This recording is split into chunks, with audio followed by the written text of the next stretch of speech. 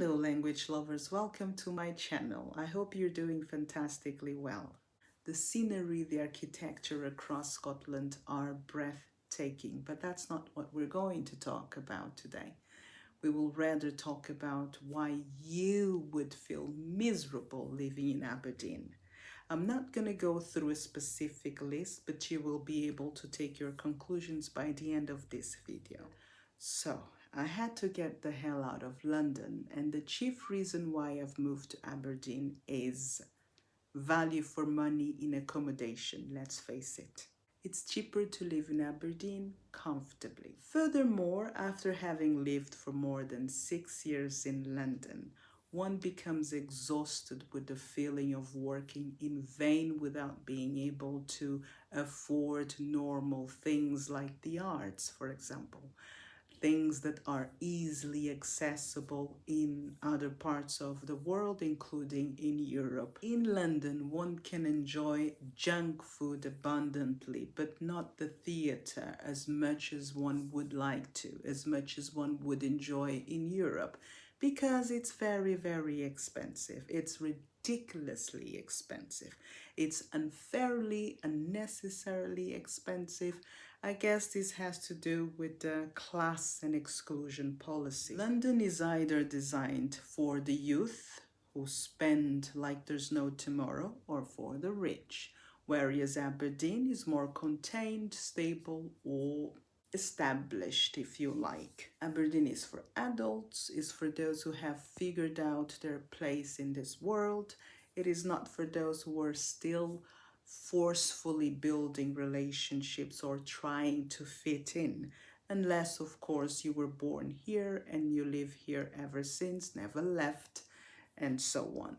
Also for foreign students. Aberdeen is an academic city as well. So for those moving to Aberdeen later in life, or for foreign students, Aberdeen can be a quieter city, and that can feel lonely, but also a paradise to loners.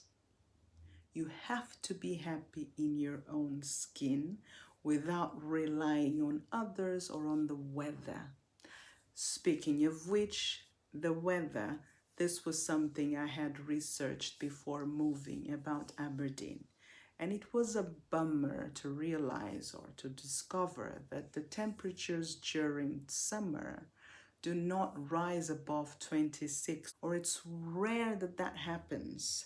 The average temperature during summer is 18 degrees, which can feel really, really cold in other parts of the world, including in the UK, but not really in Aberdeen, given that the average temperatures throughout the year are not that high. So 18 degrees can really feel warm here, and we're happy. We're not happy when we see it, but it's good when we feel it. For your consolation, there are colder cities in Scotland. In Glasgow, it rains a lot there. Glasgow actually belongs to the top 3 cities that rain the most in the UK. I wouldn't like to live in a constantly rainy city. I know that people talk about the whole country as being a rainy country. Indeed, the weather is really not that great, but you know, Scotland is worse. Aberdeen is great for thinkers and writers for 3 reasons. Number 1, there's not much entertainment or distraction, if you will. Number 2, there's no noise pollution overall. Number 3, the scenery, the architecture, and even the weather can be inspiring. Outside the city center, Aberdeen can feel like a ghost city, as it is very, very residential here. So if you enjoy silence, if you know what to do with it, This can feel like paradise. You can enjoy the beauty of your inner self a lot. Tranquility, if you know what that means. Having said that, Aberdeen is also good for families. It's good to raise kids here. Em termos de trabalho, convém contarem com outras cidades, porque Aberdeen não tem muita oferta.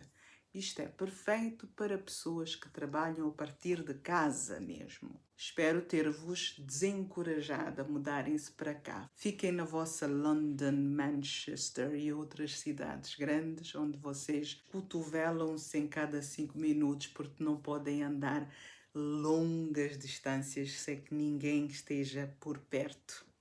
This is the end of the video. I sincerely hope that I've helped you to take the right decision firmly. Thank you so much for watching. Have a wonderful week and see you next time. Bye.